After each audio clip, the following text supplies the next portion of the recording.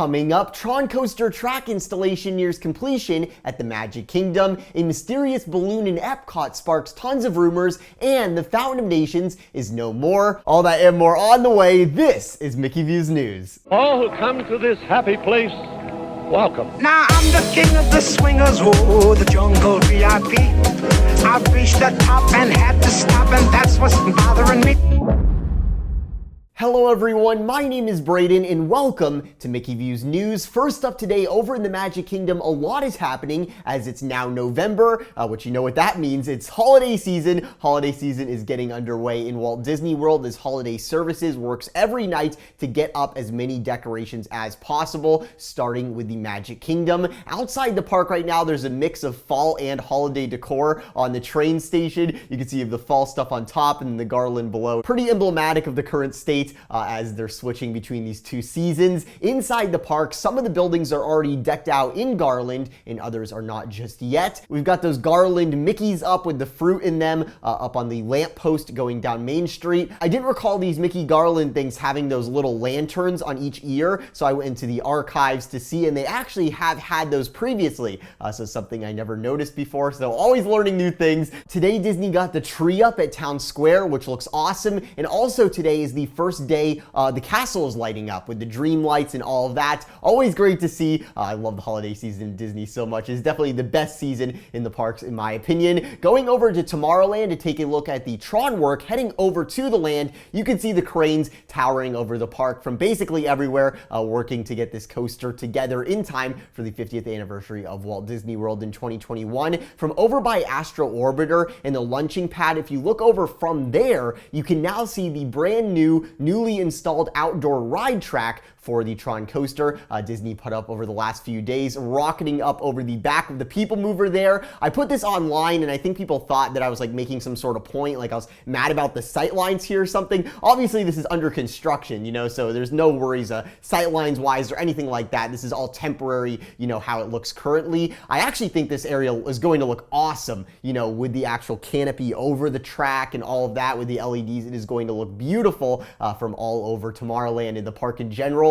Taking a closer look at the newly installed outdoor track from the People Mover, you can see you've got two distinct sections of track. You have the white outdoor track and then you have the black indoor track. The indoor track was assembled a while ago before Disney encased the track with the ride building itself. And if you notice the outdoor track Disney just installed over the last few days, it gets right up close to the ride building track, but it doesn't actually touch. There's still a piece that needs to be installed there. And I think the reason this is the case is because Disney still has to do a lot of work with the ride building itself, you know, putting an actual facade and paneling on it before we see those two distinct sections of track connected. Once the ride building is paneling and it has a roof and things are starting to come together on the inside and the outside and it's all sort of working together, that's probably when we'll see that last little bit of track installed there. If you look at the latest aerials of the Tron Coaster from Bio Reconstruct, you can see there's also the load area for the Tron Coaster that is currently still outdoors. But if you notice under it, you have the concrete foundations and the footings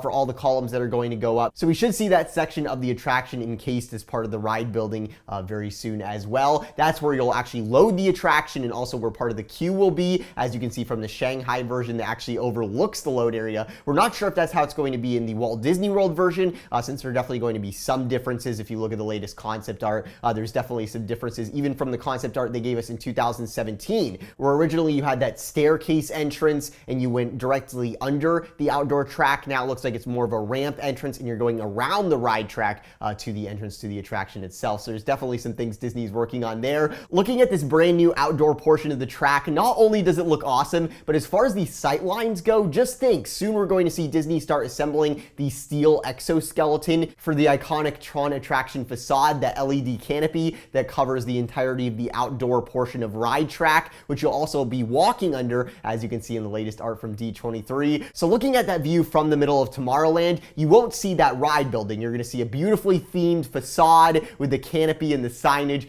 from that view, and then of course the track itself and people screaming and all that stuff should be really fun. And then over by the Barnstormer right now, you can obviously see a lot. You know, you can definitely see that ride building. It is very prominent, but remember, Disney is also amidst redoing the Walt Disney World railroad track on that side. In this latest art that we got of the Tron Coaster, you can see they're actually going to be putting the new railroad track that they're laying as as we speak, it's also going to be inside a new tunnel to help with Tron, with the continuity theming wise of having this turn of the century steam engine going through Tomorrowland with Tron, which is definitely very 80s vibes. Point being, once all this is said and done and the railroad is back up, you know Disney's going to be putting all sorts of trees and landscaping over there by the Barnstormer, not to mention directly around the ride building itself. So when this attraction is complete, from virtually all angles, the ride building itself should be virtually invisible. Sure, you're probably still going to be able to see it from Bay Lake Tower and places like that, but that's about it. You know, when you're actually in the park, when you're actually in Tomorrowland, you're going to see that awesome Tron facade, and just looking at this swooping portion of track here on the exterior of the attraction. How can you not be excited to hop on a light cycle with Daft Punk Tron Legacy music blasting through this? I think it's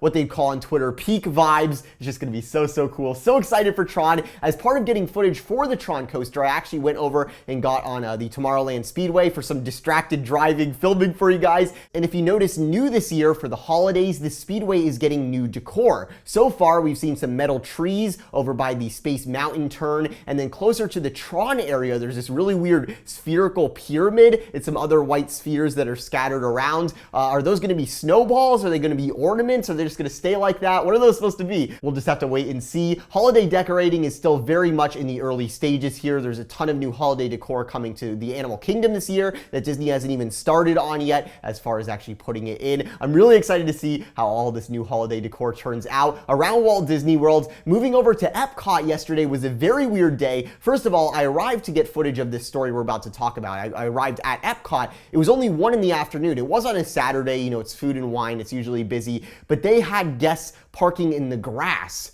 I actually parked, you know, in the grass. That's where they had me park. And I was like, wow, it must be really busy today if we're already filled up all the parking and now we're parking in the grass, right? And you see, that should have been sign enough to tell me something's off, something's different right now, because yesterday morning it broke on Twitter that there was a height test balloon spotted near the entrance to Epcot. And this balloon, very coincidentally, happened to be exactly where years ago we heard rumors that the Epcot Hotel would be going to that exact plot of land. That is where this balloon was. The Epcot Hotel project, which that was rumored for a long time, we believe that project was canceled. It was canned completely, and I can attest from several of my sources that I do believe it's a dead project. I actually think it's something that the current parks chairman, Bob Chapek, has really wanted to do. You know, the idea of having a flagship hotel right in front of a park in Walt Disney World, like the Disneyland Hotel in Disneyland Paris, which resides right at the front of the park. Epcot would be a great place to do something like that, but for whatever reason, it does not appear to be happening at this point. Now, there was another theory I was hearing as to what this height test balloon could be for, what it could be testing. And by the way, if you don't know what a height test balloon is for, it's basically anytime Disney is considering building a tall structure, they put balloons out at that location and then walk around the area to see what the sight lines would look like with that structure in place, you know, where the structure would be visible, and of course having the structure represented by a balloon, by usually a pretty large weather balloon. This is something Disney's done forever, you know, going back to when the Magic Kingdom was just a swampy, you know, endless field. The executives were out there walking around and you'd have, you know, like a balloon representing, you know, Cinderella Castle and things like that, so you could see what it would look like. Anyways, since the Epcot Hotel project, I'm 99% sure it's canceled, it was brought to my attention that it could be a different project, and that is a projection tower. And I'm breaking this for you here right now. I have reason to believe Spaceship Earth is getting projection mapping all the way around the sphere for Harmonious next year. As part of that show, Entertainment wants to projection map all the way around Spaceship Earth. Not just for Harmonious, that's obviously what it's budgeted for, that's what they're doing it as part of, but it would also be used for things like special events, special stuff with the ball for festivals, all sorts of stuff. Remember back when they did that media day in the early 2010s with Mike Wazowski projected on Spaceship Earth? That, I believe, was just one projector that was above the ticketing area, sort of at like a lower angle, just something very temporary. But if Disney is really considering projection mapping all the way around Spaceship Earth, which, judging by the fact that every other park icon in Walt Disney World has projection mapping already at this point, this project of mapping Spaceship Earth will require projectors at equal distances and heights all the way around the park's icon, which will mean we will be getting projection towers, and that could be why that balloon was out there. But the point of the story is, it's not a height test balloon. It turns out that this balloon had nothing to do with height testing. I wasn't parked in the grass because there was a lot of crowds. All of this was just stuff for the Run Disney Wine and Dine races this weekend. That balloon was actually a balloon showing runners where they should go to actually get picked up, the ride share pickup area if they were taking an Uber or a lift home. That's what that was for. It had nothing to do with a future attraction or anything like that. It was just a thing for Run Disney, which is just so funny. Let me know what you guys think about all of that. The possibility of Spaceship Earth getting projection mapping and us getting projection towers, probably like those ones in Hollywood Studios, where they're just like literally a tower with a show booth and projectors. Us getting those in Epcot, which does seem very likely at this point. And I want to just put that out there for you guys. Last up in the news today, I hopped on the monorail, and as you can see, the Fountain of Nations is no more. We knew this day was coming from our construction update last week, covering everything going on construction-wise in Epcot, but now it is official. The Fountain of Nations is nothing but a dirt hole, as you can see in this aerial. So sad to see. It was just such an awesome piece of Epcot's history. So sad to see go. The thing is, a lot of people think that the reason they're getting rid of the Fountain of Nations is something to do with crowd flow. It's actually not. I believe what actually happened is it's a victim of corporate cost cutting having to do with maintenance. Because the thing is, the Fountain of Nations is massive. There's a lot of plumbing. It is an amazing piece of technology in and of itself. And the fact of the matter is, for many, many years, before even the current executives, it was just something where it wasn't getting the maintenance it needed because they wanted to save money. Maintenance wasn't getting the budget that it needed, and it just fell into a state of disrepair to the point where now it's just too expensive to repair, which ends up with them saying, oh, let's just get rid of it. We'll just build a smaller fountain.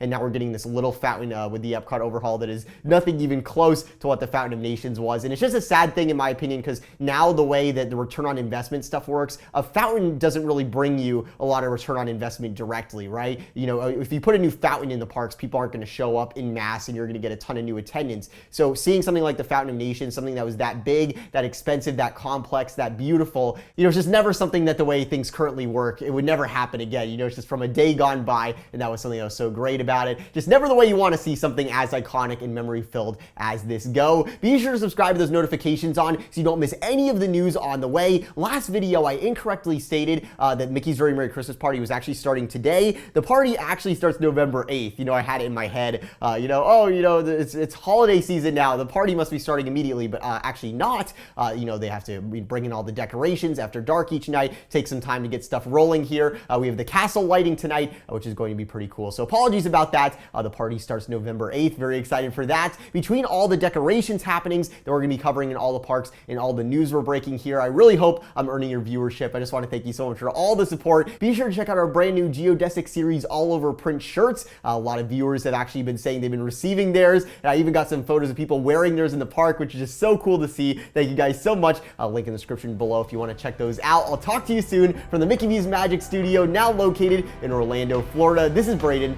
Have a magical day.